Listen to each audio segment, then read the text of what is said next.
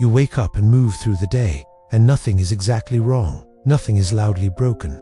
Nothing demands emergency attention, yet there is a familiar quietness inside you, a sense that something in you has already started moving before you arrived, that your body knows the routine and carries it out with gentle efficiency, while another part of you stays slightly behind, watching, not distressed, not calm either, just present enough to notice that you are functioning more than you are feeling, responding more than you are choosing, breathing and speaking, and nodding and completing tasks as if a soft internal switch has already been flipped, one that allows life to continue without asking too much of you, one that keeps everything steady and smooth and manageable. And this state feels so normal that it rarely registers as anything at all. It feels like adulthood, like responsibility, like maturity, like being capable, like being someone who doesn't fall apart, someone who keeps things moving, someone who knows how to get through the day without creating trouble, without drawing attention, without needing extra care. And you may not remember deciding to live this way because it wasn't a decision in the way decisions usually are.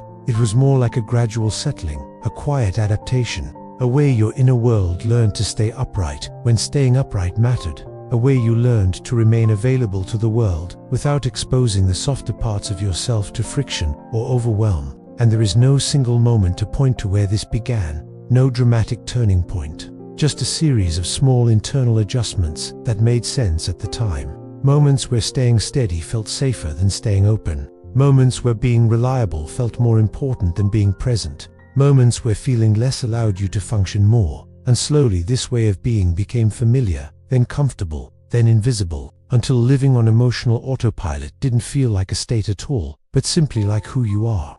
It is worth saying gently, without judgment, that this pattern often grows out of care rather than avoidance, out of awareness rather than indifference, because there are environments where being deeply attuned to your own inner shifts would have made things harder, not easier, where noticing everything would have cost too much, where pausing to feel would have interrupted what needed to be done, where keeping yourself emotionally neutral helped you stay useful, helpful, present for others, or simply safe within yourself. And in those spaces your nervous system did something remarkably intelligent.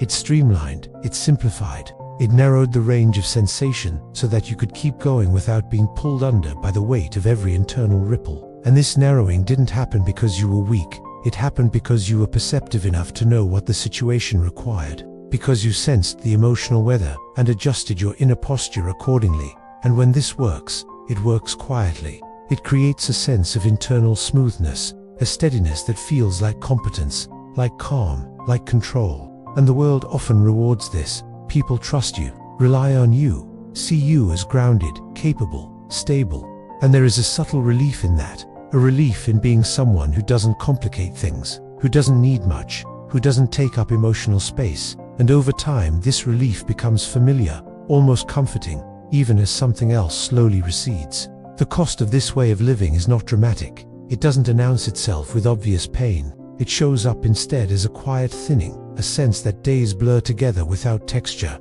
that reactions come before awareness, that words leave your mouth already shaped, already filtered, already appropriate, and only later do you notice that something inside you never fully arrived for the conversation, that joy feels muted rather than absent, that sadness feels distant rather than sharp, that even moments meant to matter pass through you with a kind of softness that is hard to hold on to. And you may notice a gentle tiredness that rest doesn't quite touch, a fatigue that isn't physical and isn't mental but sits somewhere in between, a weariness that comes from being subtly alert all the time, from monitoring yourself just enough to stay composed, from keeping your inner world orderly so the outer one doesn't become complicated. And this vigilance doesn't feel like tension, it feels like normalcy, like being an adult who knows how to manage themselves. Yet underneath it there can be a faint sense of distance, as if you are slightly behind your own life, watching it unfold rather than fully inhabiting it, not disconnected enough to be alarmed, not engaged enough to feel nourished. Living this way can create a strange relationship with time, where weeks pass quickly yet leave little behind, where memory feels flat, where experiences register as information more than impression. And you may notice that you are very good at responding to what is happening, to what is needed, to what is expected, but less attuned to what is stirring quietly inside you when nothing is being asked. And this isn't because you lack depth or sensitivity. It is because those qualities learned to fold themselves inward, to wait patiently, to stay quiet until it was safe to emerge, and over time they learned that safe moments are rare and brief. So they remain tucked away, conserving energy, observing rather than participating.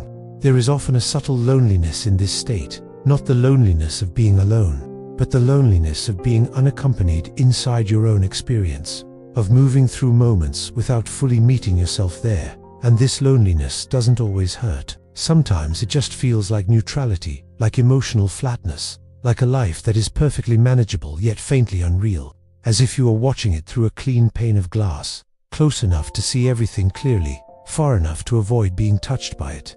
And this distance once served you. It allowed you to stay steady when steadiness mattered. It protected you from overload, from chaos, from unpredictability, and it deserves to be understood in that light, not criticized or rushed away. When emotional autopilot runs for a long time, the body carries the load quietly, holding patterns of readiness without ever fully standing down, maintaining a baseline of alert calm that looks like peace from the outside but feels like constant low-level effort from within. And because this effort has no obvious spikes, no clear moments of release, it can go unnoticed for years, showing up only as subtle signs: a sense of relief when plans are cancelled, a preference for familiar routines, a quiet resistance to novelty, not because novelty is unwelcome, but because it asks something extra, something unplanned, something that might require you to feel more than you are used to feeling. And there can be a tenderness in noticing this, a recognition that the part of you running the show has been working very hard to keep things smooth, to keep you safe, to keep life from becoming overwhelming, and it has done this so well that you rarely notice its presence at all. Understanding this pattern doesn't require you to dismantle it or push against it. It simply invites a softer perspective, one that sees autopilot not as a flaw, but as a strategy that became permanent because it worked, because it reduced friction, because it allowed you to survive and function and remain intact. And in that understanding there can be a quiet easing, a lessening of internal pressure, a recognition that nothing is wrong with you for living this way, that this state is not a failure of presence, but a form of care that may have stayed longer than it needed to, not because you were unaware, but because it kept everything stable. There is no need to force awareness or to demand more feeling from yourself, because awareness arrives naturally when safety allows it, when the system senses that it no longer has to hold everything so tightly. And sometimes awareness begins simply as noticing the autopilot itself, noticing the smoothness, the efficiency, the quiet distance, without trying to change it, without asking it to stop. Just acknowledging that this is how things have been moving, that this is how you have been living, and that this way of living makes sense given everything you have carried. You don't need to arrive anywhere different for this understanding to matter. You don't need to become more expressive or more alive or more present, because the value here is not in transformation but in recognition, in seeing the intelligence of your own adaptation, in allowing yourself to rest inside that understanding, to let the constant self-monitoring soften just a little, not as an action but as a natural response to being seen, even if that seeing comes quietly, internally, without words. The nervous system often relaxes, not when it is instructed to, but when it realizes it is no longer alone in holding everything together, when awareness sits beside it without judgment, without demand, without urgency. And in that companionship there can be a subtle shift, not outwardly visible, not measurable, just a faint sense of space where there was once only function, a sense that you are allowed to be here without performing steadiness, without managing your own inner weather, without translating every feeling into something useful or acceptable. This isn't a conclusion or a solution. It is simply a moment of pausing inside the ongoing movement of your life, a moment where you are allowed to notice that you have been living on emotional autopilot, not because you are disconnected from yourself, but because you were deeply attuned to what was required of you, and that attunement deserves respect, and maybe, just for now, it also deserves rest, not as a task to complete, not as a change to make, but as a quiet permission to exist without effort. To let the systems that have been working so diligently continue at their own pace, knowing they are understood, knowing they no longer have to hide their purpose, knowing that being seen does not mean being dismantled, and in that knowing there is nothing to do next, nothing to become, nothing to fix, only the simple allowance of being exactly as you are in this moment, steady, aware, and gently present, without needing to arrive anywhere else.